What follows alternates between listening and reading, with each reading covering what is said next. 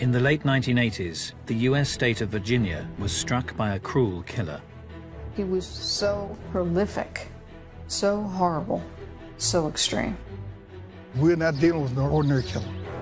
His violent campaign spreading terror. If you're not feeling safe where you are, then just nail your window shut. This place was like scared to death. The murders were slow and sadistic. The strangulation, tightening it, releasing it, reviving or doing it again and again and again. But what drove these heinous crimes? What is sadistically important is that he is in total control over the victim. He was a bad guy. Was the twisted perpetrator born to kill? There's a healthy mix of people who are well off and people who are not. In the mid-1980s, the affluent areas of Virginia's capital were far removed from its more troubled neighborhoods. Richmond was sort of a sleepy southern town. Any crime you heard of was gang crime, tucked away someplace in the city that, you just didn't think anybody but the bad guys went to. One seemingly safe haven was the peaceful district of Southside. The homes are old, they're large, made out of brick, and so it's a nice place. But during September 1987, Richmond detective Ray Williams received a call that would shatter this suburban serenity. 10 o'clock in the morning on a Saturday, we had a DOA, unusual DOA, strangulation. If it's a strangulation, it's probably somebody she knew, because, I'm close and personal like that. I'm thinking the first place I'll look is associates and boyfriends. The detective's initial suspicions proved to be wide of the mark as he entered the first-floor apartment. First thing I said is, uh-oh. I've never seen in my entire career anything like this. I knew that we had a special case here. There were certain things that stood out which suggested to us that something ritual was going on. As I look in, she's lying face down on the bed, upper torso was hanging off the bed. She had one hand tied behind the other with shoelaces. And they tied them to a point to where they would, if you pull one, you tighten the ligature. He then had two socks wrapped around her neck and a 16-inch vacuum cleaner extension twisted in the ligature. The victim, although she was sexually assaulted, was redressed after the crime. There was a large deposit of pure, uncontaminated seminal fluid, which could have only come from masturbation. The victim of the horrific attack was 35-year-old magazine accounts clerk Debbie Davis. Debbie was my bookkeeper. She lived alone. She'd been married briefly and divorced. Warm smile, very engaging, very friendly. Ray Williams and Glenn Williams came to my door. They were here to tell me that she'd been murdered the night before. I think I just nearly fainted. I never could imagine anything that could happen to a friend of mine. This sweet woman didn't have an enemy in the world. Faced with a seemingly motiveless murder, investigators attempted to piece together the killer's movements. Of course, we do the walk around, we check behind the bushes, we check all under here. The intruder's entry point soon became apparent. Then we noticed the kitchen window had a rocking chair below it. Now he balanced that rocking chair right here, cut the screen and crawl right in that window. It told me one thing, it told me it would be somebody very agile, somebody very strong. You can see, I'm standing here and the rocking chair is probably, the seat of the rocking chair is no higher than where that vent is. So look how high he's got to be strong enough to lift himself up and then get in that window. And I'm saying, this guy's got to be a hell of an athlete to be strong enough to do that. And we feel like when he gained entry, he was there waiting for her to come home. The perpetrator would use his time to prepare for the attack. He used materials that were on the scene. He didn't bring things with him. And the killer's use of the homemade tourniquet was chillingly sadistic. And he raped her and choked her, and then she would come to and he would choke her again, and he repeated this process a number of times. It was particularly brutal. As the details became known, when we found out exactly how he did kill her, it was really awful. It was really terrible. He did awful things. He tortured her. He strangled her and tortured her and watched her die, like squeezing a little baby bird. That's what he did. As detectives investigated the macabre crime scene, they soon realized they were dealing with a meticulous adversary. When I get my reports back from forensics, there's no hair, no fibers, no physical evidence, no nothing. No witnesses, nobody talking about it. The police didn't have any immediate idea how the killer might be related to the victim.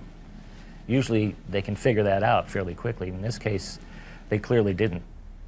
You know, this guy's awfully bold to go in and do the things he did to her with people in the apartments next door. Yet nobody heard anything. The Southside residents were shocked by the brutal slaying, but the silent killer was already planning to terrorize their neighborhood again.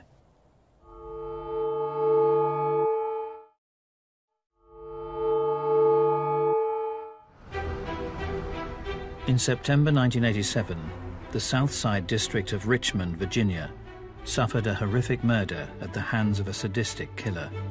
35-year-old Debbie Davis was strangled in her own home in a prolonged, twisted attack. Police struggled to find a lead, and 2 weeks later, Detective Ray Williams was called to peaceful Southside once more. Quiet neighborhood, look, hear the birds. It's middle class, nice homes, very low in crime, including burglaries. Very seldom you get a street robbery.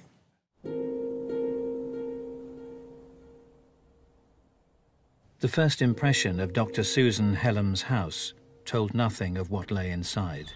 No evidence of forced entry in the front. Walk in, go back to the kitchen. Didn't see anything disturbed. Police were acting on a gruesome discovery made by the doctor's husband on his return home after a late night at work. Went upstairs, the bed was messed up, the sheets were all in disarray, and I could see the louvered doors on the closet that were open. And as I look over, I could see her hip and legs outside the closet. Dr. Susan Helms, a neurosurgeon at the Medical College of Virginia, was found. She was, in addition to sexually assaulted identical to Debbie Davis, she was savagely beaten. We're not dealing with an ordinary killer. So we're dealing with a very unique personality. It was clear that whoever had killed her had surprised her somehow, had gotten into the home through an open window. The perpetrator had demonstrated exceptional agility. He gained entry.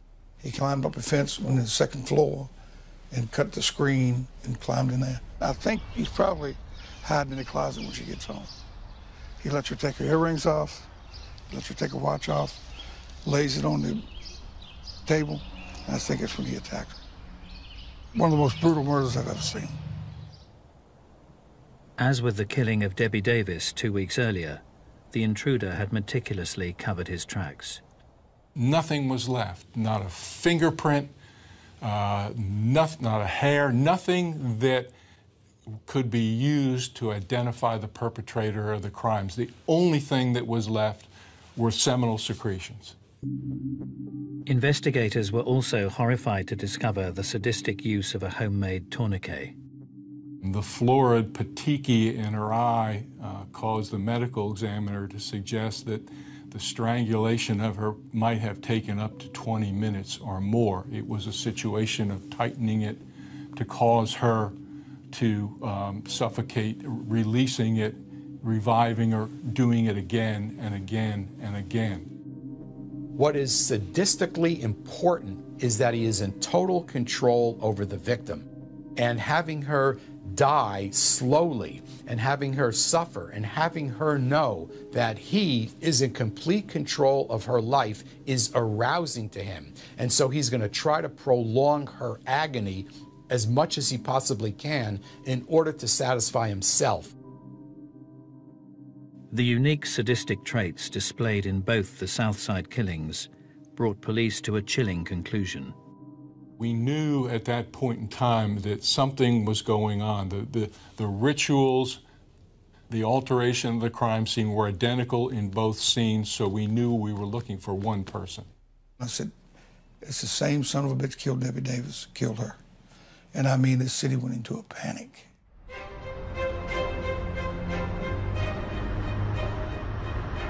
Once this was identified as a serial killing, everything in Richmond changed immediately.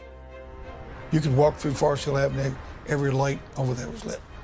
Every lock, deadbolt lock, in every hardware store sold out.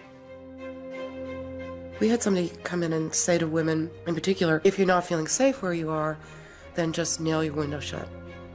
And this place was like scared to death.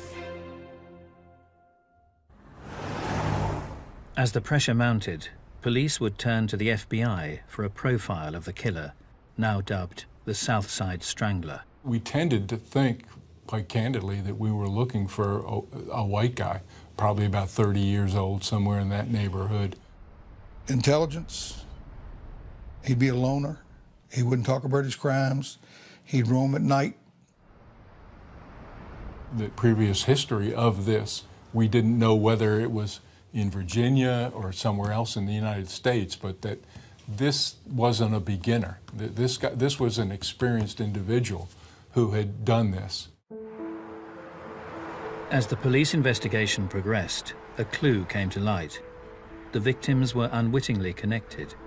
Debbie Davis worked as a bookseller in a bookstore at a mall.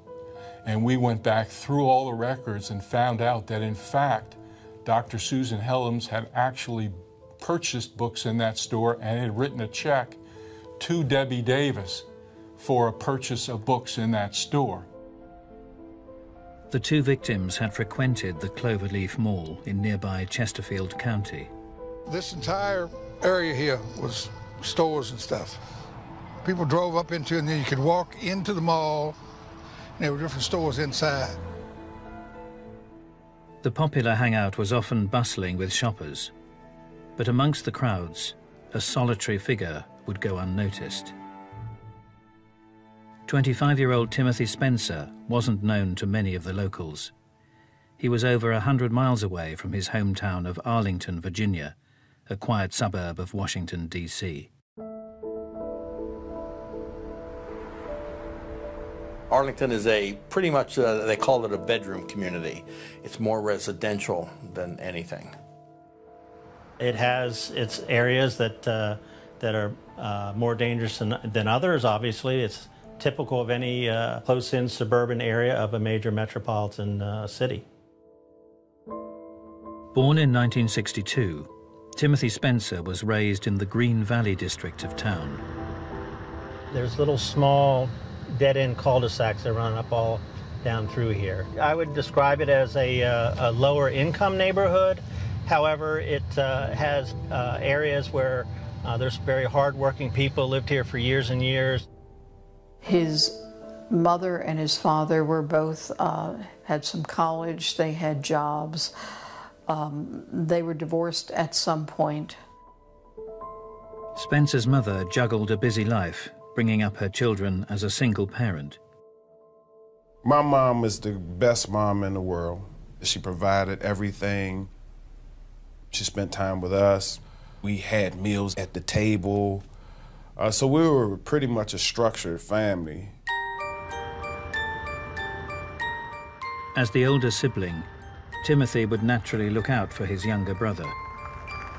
It was Christmas, and I got an orange bike with the training wheels on it. So we go out on the street and he was like, hey, first thing we gotta do, we gotta take these training wheels off. And for about 5 hours, we just rode around and he was behind me with his hand on the seat, just, you know, just guide me. And it's funny because I ran right into a car, boom! And he said, you can't be looking back at me, you gotta keep your eyes on the road, and, you know, just a whole spiel. So he was definitely, you know, a loving brother. Although quiet, Spencer stood out in the neighborhood. He was gorgeous, man. My brother was dynamite gorgeous. I used to be with him and people scream because he looked so good. Hazel eyes. That's what made him unique. They changed like the weather. He was always quiet around everybody, but when he and I were together, it was, you know, we would talk like brothers and laugh and, you know, tell each other things, and that's my big brother, man.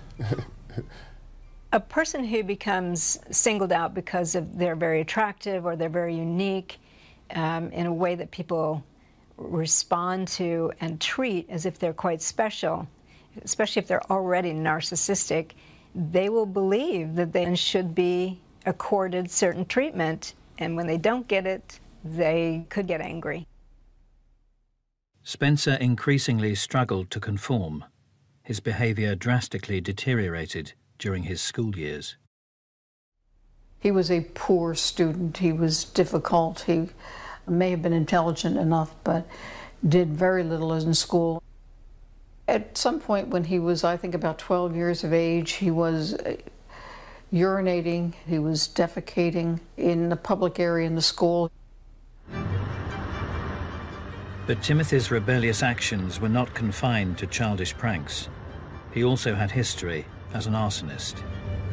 It kind of is up above where the cul-de-sacs are. That's where he had burned a car. Fire setting gives an individual a sense of control, a sense of power, a sense of domination. Because with a match, you could burn down a building, you could put a car on fire, and this type of powerful control is stimulating for some of these individuals. 13 years later, Richmond's South Side was reeling from 2 sadistic strangulation murders. And now, just outside the city limits, the killer would strike again. Diane Cho, she was a young girl, 15 as I recall, and she lived in Chesterfield County. The teenager was a diligent student with her sights set on medical school. On November the 21st, she had ended the day at her computer, studying in her bedroom. It happened on a Saturday, I believe. I get a call from Chesterfield. They said, Ray, we got a 15-year-old kid strangled and tied just like your victims were.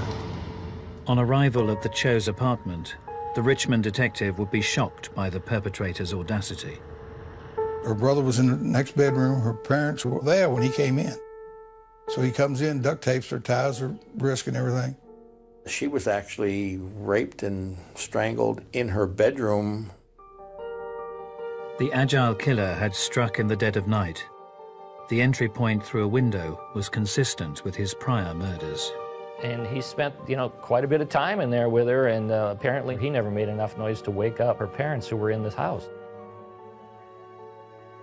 She was covered with a sheet draped across her private areas. Anyone who's posing victims in a specific way is trying to extend the crime scene. They want something to radiate out from their crimes in a way that will make them feel powerful again, just thinking about it. Previous cases had led FBI profilers to suggest that the perpetrator was statistically more likely to be white. But a discovery at the crime scene suggested otherwise. He left one hair inside. Rolled up, it was rolled up in a bedsheet. But as detectives set to work on this long-awaited lead, they were unaware that the killer was about to strike. During the autumn of 1987, the prosperous city of Richmond, Virginia, was struck by a serial killer. The Southside Strangler had thrown the state capital into turmoil. with the sadistic killing of 3 women. Little evidence other than seminal fluids had been left at the crime scenes, although investigators would establish a link between the victims. All had frequented the popular Cloverleaf Mall. Diane Cho lives less than a mile from here. Debbie Davis worked here at a bookstore, and Susan Helms shopped here often. And the Cloverleaf Mall was still a popular hangout for 25-year-old Timothy Spencer. The pensive loner had plenty to reflect on as he seemingly watched the world go by. He had been in trouble of various kinds since he was about 9 years of age. He got into crime early and stayed in it. Travis Spencer recalls how his older brother's behavior deteriorated on the streets of his hometown of Arlington. It was several guys that pretty much terrorized the neighborhood, and he just happened to be one of them. Now, if thieving was a sport, he would have been number 1. If you told me he stole your hubcaps, I would believe that. If you would have told me he stole your eyebrows, I would believe that. My only previous experience with him was the burglary from when he was a juvenile. All I remember is that I had to get his mother's permission to get his fingerprints. Because I thought that I had to do that as well to be accepted. I had a friend of mine, we go in the store, we had stolen some candy. That guy jumps around the corner and says, "Stop, thieves!" So the police came, the officer put us in the back. We get to my house. My mom came to the door and saw it was me, and her whole face changed, like, no. And when my brother got home, I'm like, yeah, this is our bonding moment. And he looked at me with the seriousness in his eyes and said, you know, don't ever steal. You know, don't be like me. Be better than me. As Timothy Spencer approached his 20s, his escalating career of crime would lead to severe consequences. The eventual burglary that he went to prison for was not too far from here. We're in the South Arlington, the border with the city of Alexandria. I break into a house and the cops caught him inside. That's why he got his time. He was serving time for B&E. The jail part, now that right there, that was the part of me growing up. I used to cry all the time when I used to go see him because, you know, I couldn't understand why he was behind there. And as I got older, I understood right from wrong. And if you do wrong, that's where you go. Once you go to prison, there's only 2 things that can happen. Either you're gonna do better or you're gonna turn to the dark side. Spencer would be released in September 1987, having served 3 years in prison. He was placed in a halfway house 100 miles away from Arlington, in the Southside district of Richmond. His apartment was one upstairs on the left-hand side. It's a transitional house for nonviolent offenders. If they're nonviolent, they bring them right after serving a certain amount of time to acclimate them back into society. As Spencer settled into his new surroundings, he would keep the staff and residents firmly at arm's length. He was a loner. He didn't talk to anybody, didn't have any friends. But when he ate near the end of the table, would not engage in conversation. If he watched TV, he'd sit on the other side of the room. However, Spencer did cultivate a relationship with a female member of staff. Servicing her car opened up opportunities for the reclusive resident. The only person he talked to was a woman whose car he used to work on so he could drive. Spencer would cruise the local neighborhood and visit the Cloverleaf Mall in nearby Chesterfield County, supposedly returning in daylight hours. Normally on a halfway house, you're let go to go out and work, and you have to come back in at night. You're not allowed to go out overnight. But Spencer wasn't playing by the rules. They're supposed to be supervised, checked in, checked out, but was not run well at all. Timothy Spencer continued to roam the streets at will.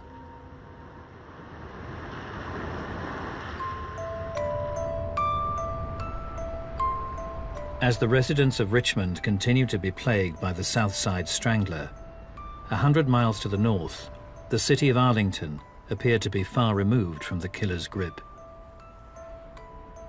We're in a section of South Arlington, a very nice, quiet community. It's very close to Washington. I believe actually that Richard Nixon lived there at one time before he became president. Very, very pleasant and very convenient place to live, and very little crime. As the end of November approached, the local community was preparing for Thanksgiving weekend.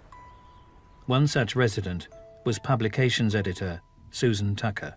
Susan was a young professional, kind of slight of build that was a little quiet and pretty much kept to herself, and didn't have a bad bone in her to bear any ill will towards anybody.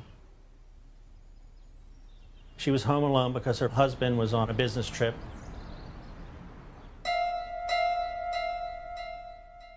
As Thanksgiving weekend drew to a close, Arlington detectives were called to Susan's address in the Fairlington district. My partner, Joe Horgus, and I, we were both off duty when we got the call. On the outside, it was pointed out to me where it was suspected the point of entry, which was like a basement window. Underneath these metal balconies, there'd be a small window that's used to ventilate a laundry room or a basement area. Things were ransacked. You come up the steps. Right at the bottom of the steps was a purse that was scattered. The contents of it were strewn around. As the detectives headed to the first floor, they were faced with a scene they would never forget. Susan Tucker was lying nude on the bed with her hands tied behind her back, and there was a rope going from her hands and feet to her neck. She died from strangulation by ligature. Miss Tucker's body was not found for a number of days, so obviously that's going to add to the unpleasantness of the scene. Terrible, terrible scene. What I remember as much as anything was the horrible smell in the house. The sordid scene would reveal another twisted element to the attack. There was an unusually large amount of semen outside on this blanket or whatever it was.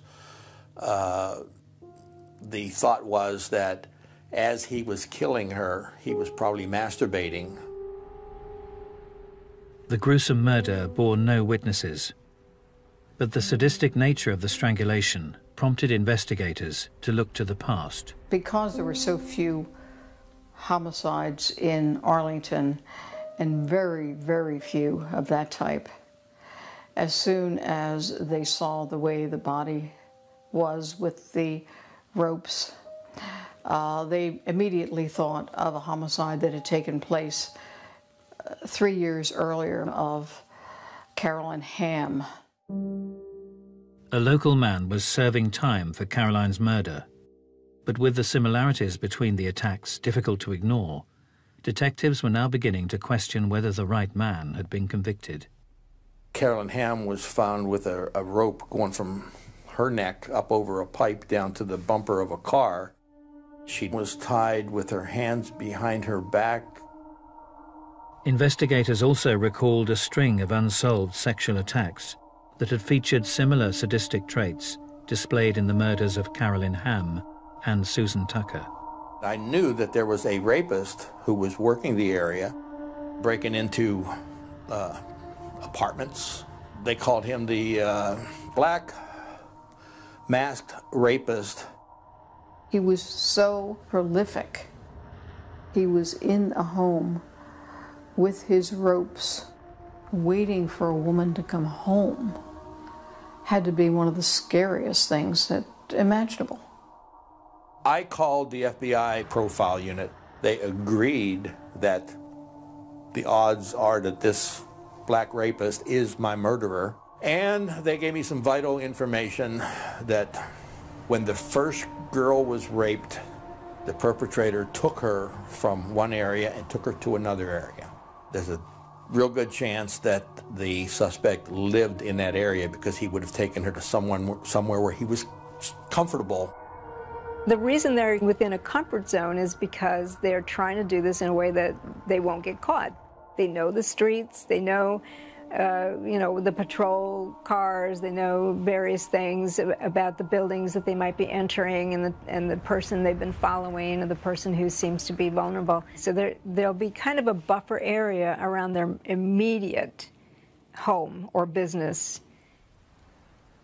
As Arlington detectives focused their efforts, potential suspects were whittled down. There was someone that had been bothering me 5 or 6 years earlier who was doing burglaries. All of a sudden, I remembered Timmy, and then Timothy Spencer came. The 25-year-old career criminal had been brought up in the Green Valley area of Arlington. His family home was located just a short distance from the site of the first rape in 1983.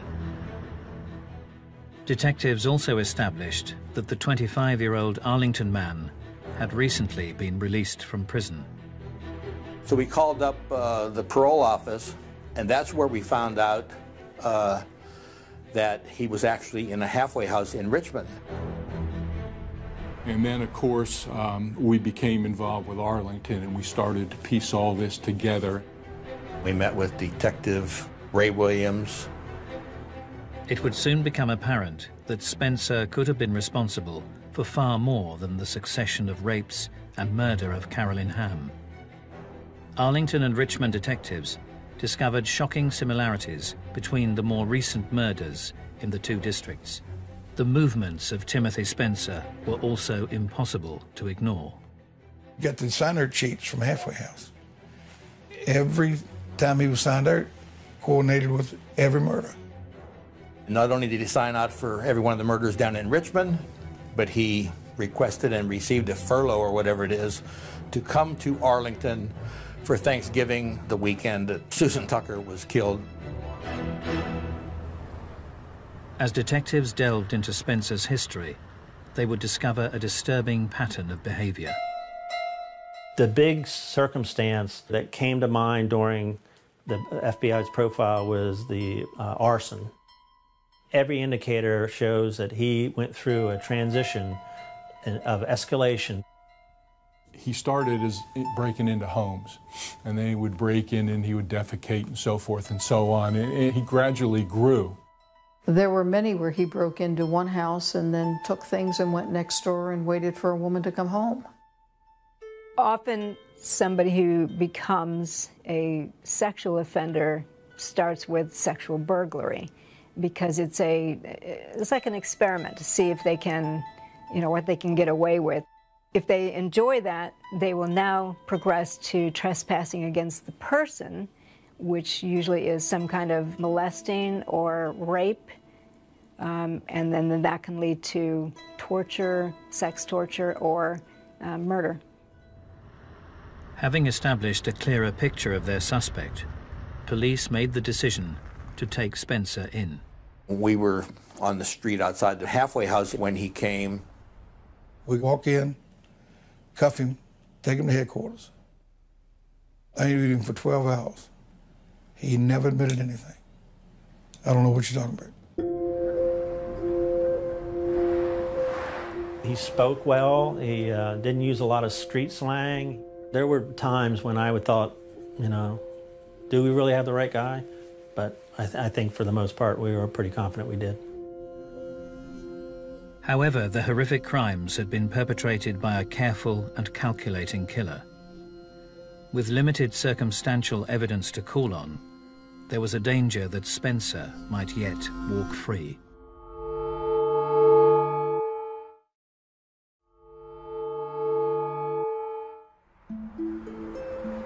Following a series of sadistic sexual murders in Virginia, Arlington and Richmond police had combined forces to arrest Timothy Spencer at a halfway house.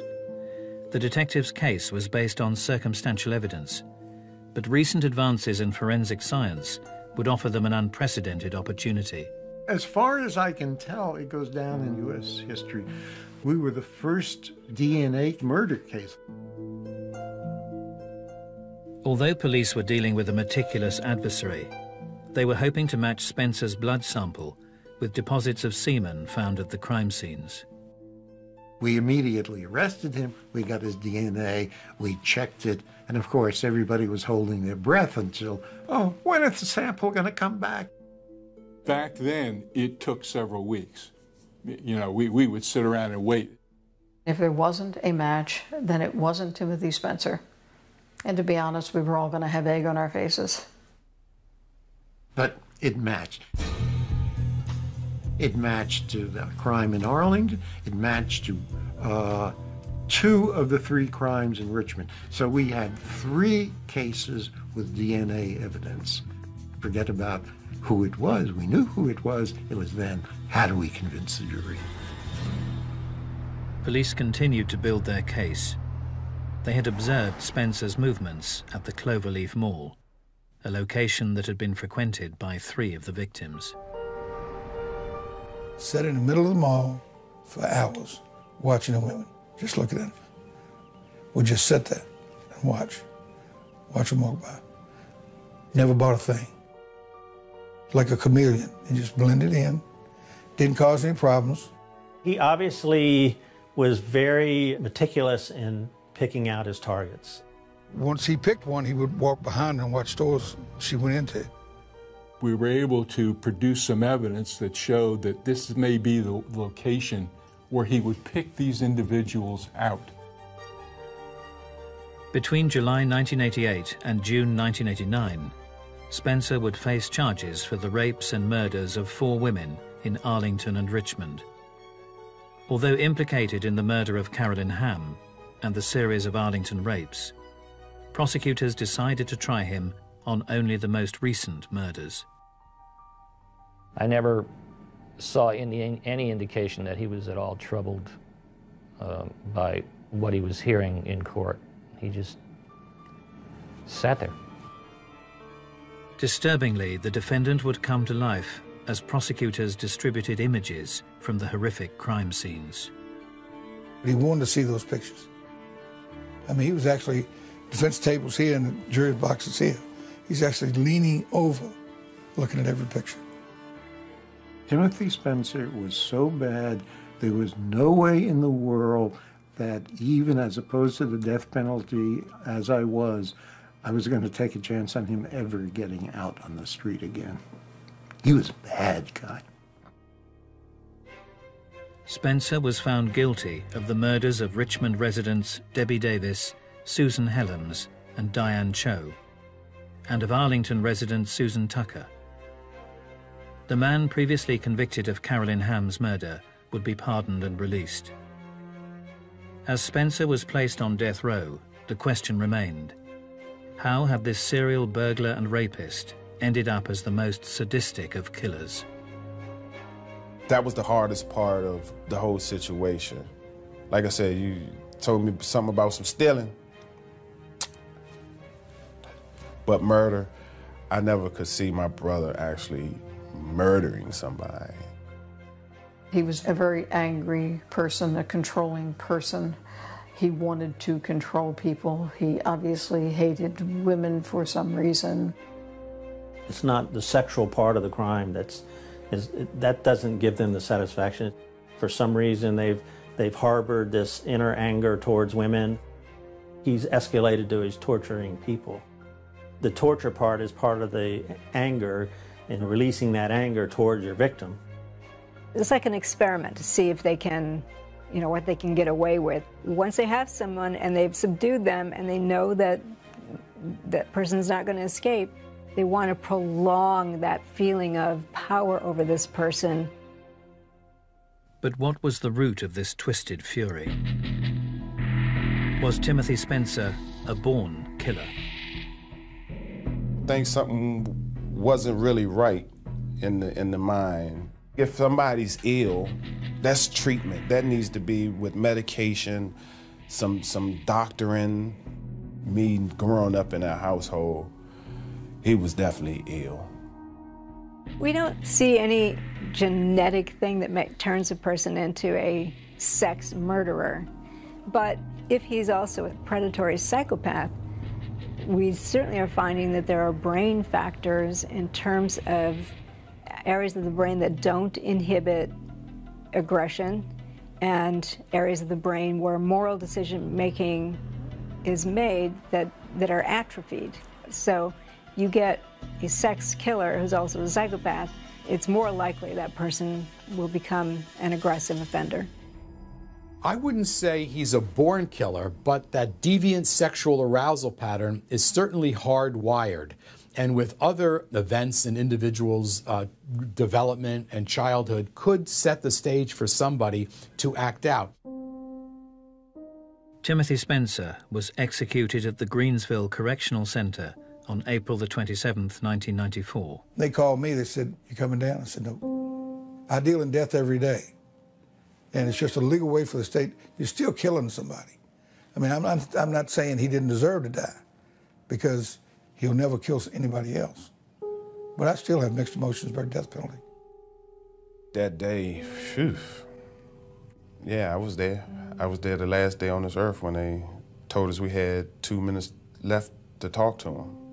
You know, for you to be sitting there with a person perfectly healthy, they damn near had to pry us apart. I do remember the day that he was to be executed was a very unusual day for me.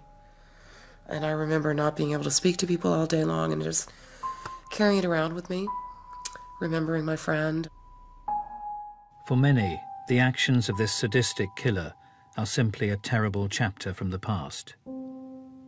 But for some, the pain lives on.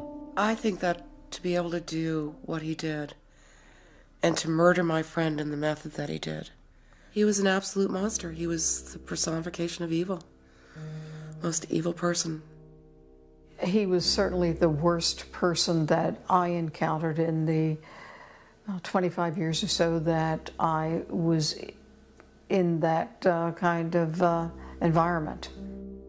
You have those nights where you dream of them and you wish you could just hold them and hug them, and they're just not there. They're just not there.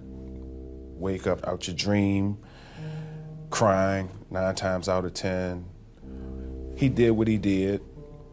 No doubt about that. We can't erase it. We all are crime victims. Life still goes on. And, you know, it's still a constant struggle. And I'm sure the victims' families, you know, they're struggling as well, you know. Nobody's a winner in this situation.